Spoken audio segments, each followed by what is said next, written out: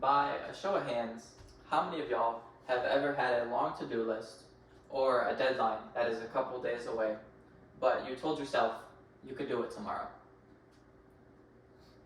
Then, when you finally realize it's time to get to work, you open your computer and start checking your phone, or scrolling through TikTok, or watching one of your favorite shows. That is procrastination. And procrastination is a common psychological behavior, but it can be overcome by understanding what it is. Today, I will discuss what procrastination is, why we do it, and how we can begin to stop. First, we must understand what procrastination actually is. And according to Dr. Pierce Steele, the author of the Procrastination Equation, procrastination is defined as one's voluntary delay of an intended course of action despite being worse off as a result of that delay. Now that we know what the definition of procrastination is, it's time to figure out why we do it. There are psychological factors, including the fear of failure, lack of motivation, uncertainty, and avoidance coping, as well as environmental influences like distractions and temptations and time management. Starting with the fear of failure, a study conducted by Sahid and Oghamdi, both with a PhD in philosophy, found that 20% of people say the reason for the procrastination is phrases like, "I'm worried about not being able to meet your expectations," and "I'm worried that I cannot get a good score."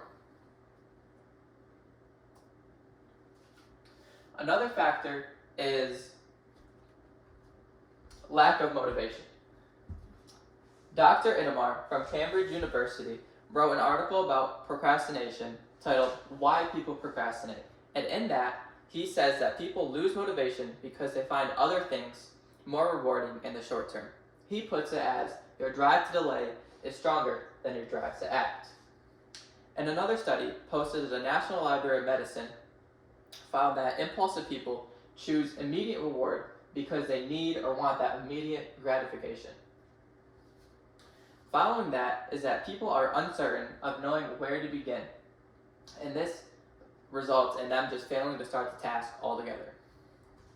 Finally, people use procrastination as a form of avoidance coping.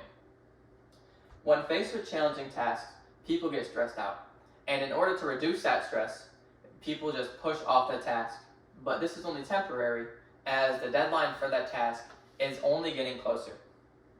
And as that deadline increases, or gets closer, the stress only increases, making them want to push that task off again to reduce the stress, and this results them falling into a repeating cycle of avoidance and procrastination. Along with psychological reasons, there are also environmental. The first being distractions and temptations in the environment. From the article mentioned earlier, Why People Procrastinate, it says anything from your phone, a loud environment, social media, or even clutter can add to the problem. Time management can also be a factor. An inflexible or poorly structured schedule can lead to feeling overwhelmed, and having no clear deadlines can make it easier to push off tasks. Now that we know what procrastination is, why we do it, what are some things we can do to stop it?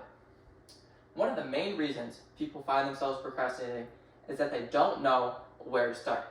An article from Princeton on understanding and overcoming procrastination suggests that you break the assignment or tasks into smaller goals, making it easier to accomplish a little at a time.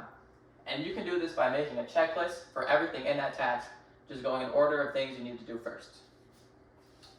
Another technique you can try is managing your time more effectively and not working in a long session.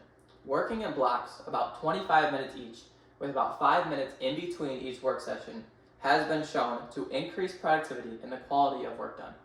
And this technique is called the Pomodoro technique. And these are just some of the ways that can help. To wrap things up, procrastination is a common behavior that leads to delays in tasks, and that is even more frequent in today's world. By understanding these reasons for procrastination, such as fear, lack of motivation, and distractions, we can start to address this behavior, and this is done by managing your time effectively and working in breaks. Taking these steps can lead to increase in productivity in both your personal and professional world.